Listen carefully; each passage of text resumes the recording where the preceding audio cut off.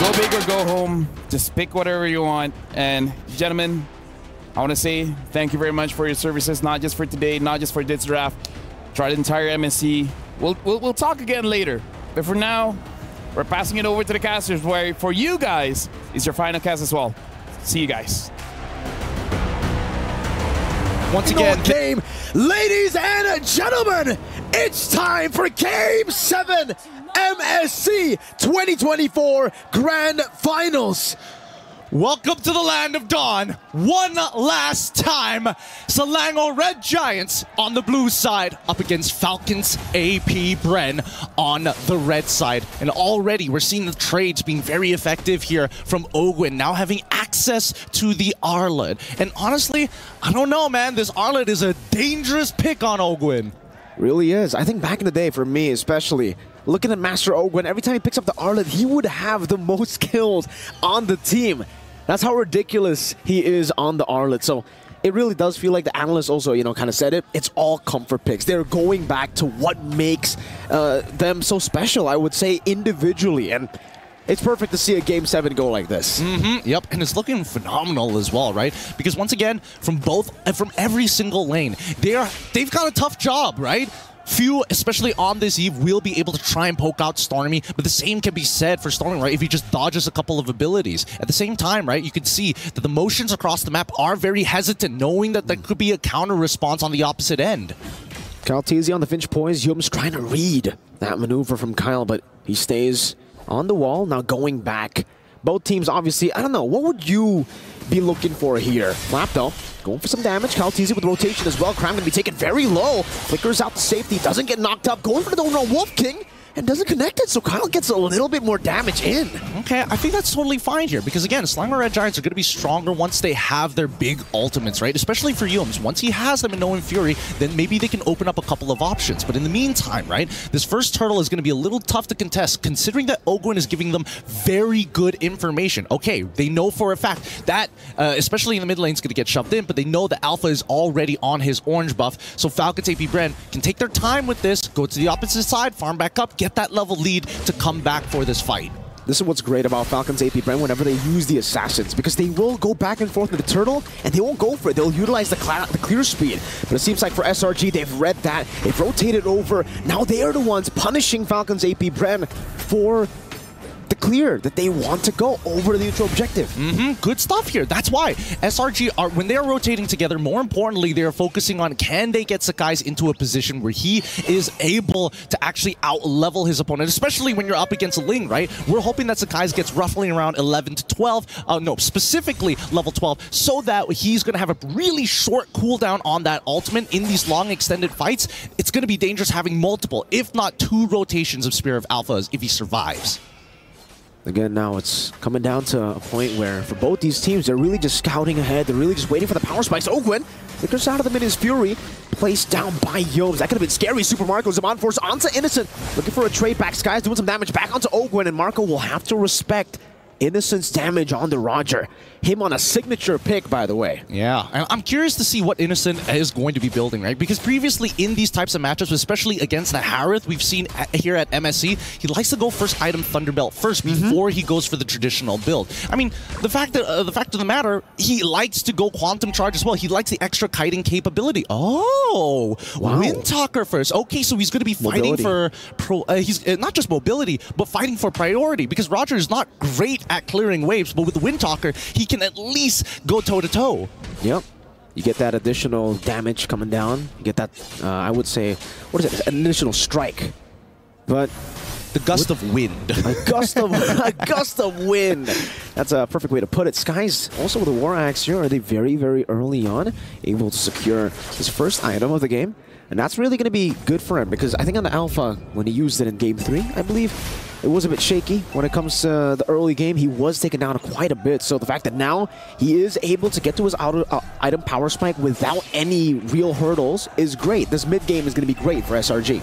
I think the best part about it all is because the laners are so even, it's going to be difficult for Kaltizi to find these freebies in the side, right? So the main time where they actually clash is during these fights of neutral objectives, these POIs.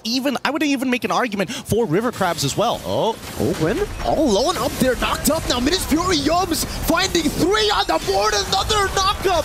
It's a Tempest of Blades by Calteezy, but he can only just escape the real world, and Blazing is placed down by Cram. Is swinging the sight now on the Starmie, who finds it. Finch poised by Calteezy, finding a trade back, and it is Skies that gets taken down. So at least for Falcons APBREN, they deny the turtle, but Stormy terrified. Don't run Wolf King, isn't ready. Cram gonna go in for the dive. Now with a dash forward, Cram takes him down. Nicely done. At least Stormy didn't have to use the IMU, and Innocent off of this double wave goes and takes down mid-tier 1. The tempo is strong from SRG's side. Falcons APBREN, they gotta recover from the economical damage! Final slash and the flicker. Cram is still able to survive! Now baits him in onto Yums. Cram with one last hit at the site. The Don't Run Wolf King outplays Falcons APBREN. Penalty zone from Flapteezy, straight into Calteezy, now with a attempt to blaze, knocking him up. Innocent finding the kill, now on to Kyle, he goes! You try to catch him, you think he's guilty. No! He's innocent! He does it time and time again. He's not allowed to get away with this. The law can't stop him now, man. But now, this is an insane amount of momentum that we are seeing from Selangor Red Giants. They want more! RWM, Innocent again, Lycan Pounce. Not gonna be used up just yet. Owen with a vengeance, the final slash, shutting him down. Yums, Minions Fury early to try to disengage, and he gets Stormy out, but it's just Stormy. He's gonna have to die for it. Oh man, might have been an overheat coming in for Innocent. Talk about Caster's Cursed here. As we pull it back, let's look at the items. What have they built so far? Looks like the Endless Battle is almost complete by Innocent's side, but the Starlium side then also going to be a quick Feather of Heaven, almost complete for the side of Super Marco. For Falcons APBREN, even though they've lost out on the neutral objectives, they're still able to fight. And seriously, this composition is really built for those hero moments. You got so many big plays that can happen. Flapteezy penalty zone is a bond force. Owen obviously with the final slash, and they can all, if they are able to get the combo, it's going to be ridiculous. I'm offended by Cram. Into the Don't Run Wolf King, no follow-up though. SRG not in the position to really all in, not on a Terizla. Yeah, hopefully Falcons APBREN don't make that same mistake where they kind of, especially in earlier stages, nobody has anti-heal at this point of time, right? So Cram is pretty dangerous if there's a lot of people, B, an entire wave in front of him. No, I think they got to play it a little bit slower, right? Because again, if we're talking about tempo, that's kind of died out for the side of SRG, right? At least from Falcons APBREN, they've kind of evened out the score in terms of who makes that first move first. And until we see Super Marco get the Holy Crystal, I think that Falcons APBREN understand that it's pretty difficult to fight cleanly. It is. It's going to be very, very hard, considering SRG, how mobile they are. That Wind Talker that we were talking about for the Prio, it now works even more for SRG because technically they can attack from different angles, and Falcons APBREN, they really have to rely on that front to back to be organized, to be coordinated. If SRG displaces them, it's going to be tough, and they know right now they're in no position to actually force out a clean fight. That's why they're giving away these neutral objectives, but it will only build SRG to be even stronger here. Come the 8th minute, come the 10th minute. Well, I don't know. The Turtle, a lot of people are like, oh yeah, Turtle's such an important neutral objective, but we gotta calm down because again, Turtle really just benefits, like, slightly benefits the team, but honestly just benefits one person who has that Turtle buff, right? We've seen time and time again that Falcons APBREN can push back, and it really boils down to that very first Lord to see the big economical swing that benefits the entirety of the team. That's Vengeance. Oh, final slash displacing Yums into the Synchro Fission, but it's just poke. It's just poke that they're dealing with now. For Falcons APBREN, let's talk about win cons here, because technically, late game, they've got it too. A few Ice Queen Wand, the utility as well, to slow down the mobility that SRG have been utilizing all the way from the early game to this point to actually get an advantage. Yeah, and that's going to be very effective for those who kind of like to stick on you a lot. People like Cramp, people like even Sakai's to a certain degree. Even if he does decide to go for a Brute Force Breastplate, the raw slow from the kit on top of the Ice Queen's Wand from Few is going to make it really, really difficult for him to stand tall. At the same time, it does open up opportunities for Falcons APBREN to actually go for the counter engage, right? But that's on the assumption that SRG make the first move. Now in the bottom lane, it's a shove again for Falcons APBREN. This is what they can utilize. I think for the most part, this is why Lings have been so ferocious in MSC 2024.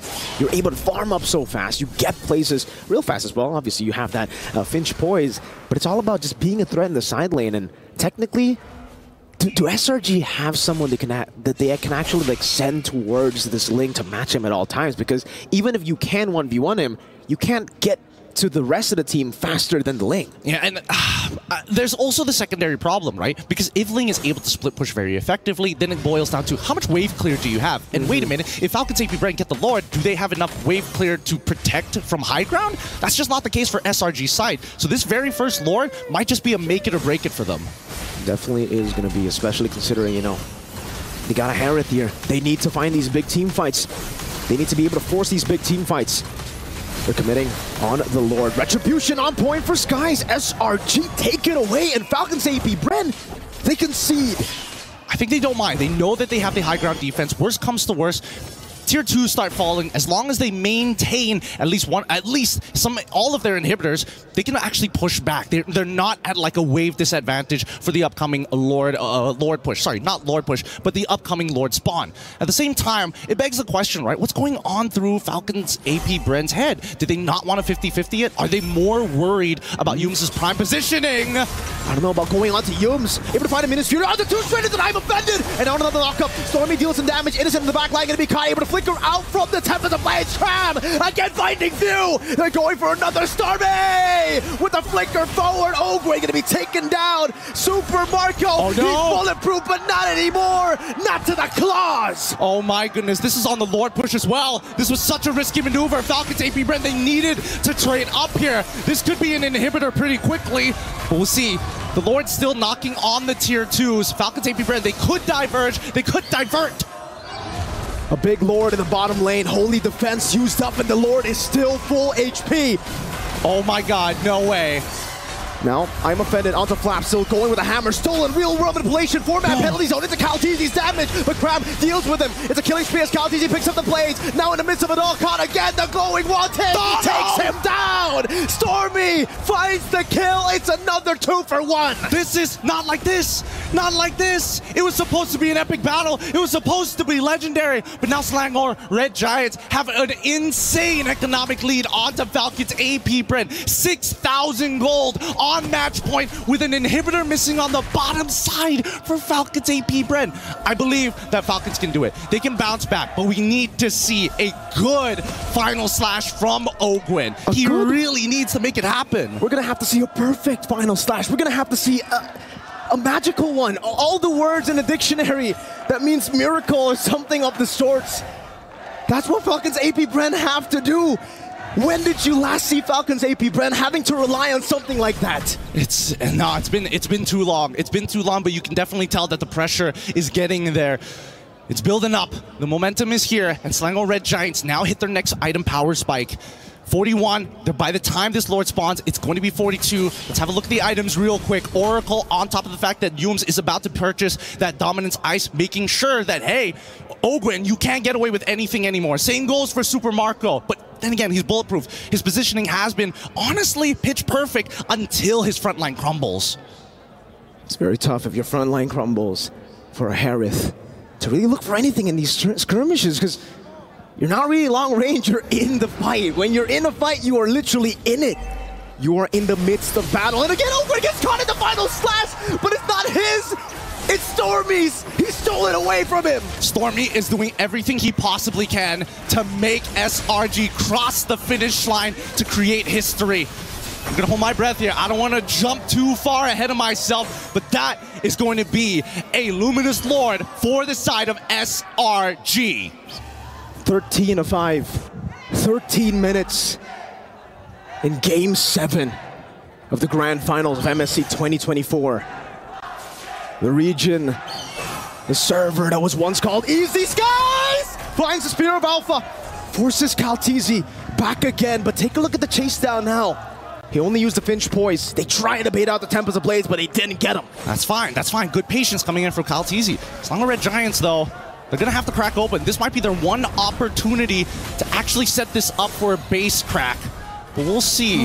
They can't overextend here. Definitely not. I'm offended again onto FlapTZ now. With the Spear of Alpha, able to bring him back all the way. Yums in the midst of it all, finding the motivation roar to stay alive for so long. Few deals some damage still. Skies goes with a FlapTZ!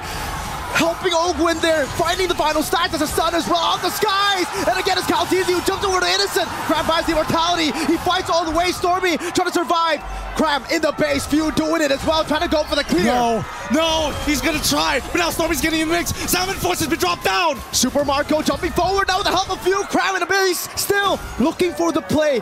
Super Marco running away, Cram chasing him. He does still have the dash. He gets out of the I'm Offended, kiting him away. Few helping him with the Ice Queen wand, ever slightly just slowing him for Falcons APBREN to survive. I don't know. Cram had an opportunity to keep smacking the base just a little bit more, but if you look at his build tells you everything you need to know. He knows he doesn't have enough damage. He knows that the minion is a little too low to make it work, but on top of it all, he's just making sure he can live. Don't lose your resources just yet. He still has an active immortality. We'll wait. We're gonna re-engage later. 4,000 gold deficit. 2 base turrets down. Falcons APBREN, if there's a time for them to make the miracle play, it's now. Brother, man, they nearly lost the game there. They nearly lost the game. It's 16-8 right now. And in terms of damage taken, both Yums and as well as Cram at the top of the charts, but finally we are seeing that Falcons APBREN are scaling, and if the fight drags out too far, especially with Caltesi, he can easily clean up that backline, even if you have iframes. Again, it all comes down to one fight, despite this massive advantage. You can take a look at the turrets, you can take a look at the stats all you want, but it really comes down to one fight. Falcons APBREN, how were they even able to make that fight close? I don't know. SRG, I mean, they missed their opportunity, unfortunately, to close out this game now. You got to give props where props is due. Falcons APBREN, they may be the final boss, but they won't make it easy for SRG. They're going to have to fight for every inch of space. And that space is being utilized by Falcons APBREN. Again, despite these base turrets, luckily for Falcons APBREN, it sides with them. Despite that advantage for Selangor Red Giants, it's not in the far lane, that base turret. So for Falcons APBREN, they can constantly send the Ling up top, but they have to try to make a decision as well, because now SRG are forcing them. Oh, SRG need to take their time. They can honestly reset this, right? Just wait for the waves to start crashing closer towards the enemy crystal, and then maybe consider your options at this point, right? They're holding it hostage once again. Look at this, and even Falcons APBREN, they know it. They're like, man, we gotta send somebody up there.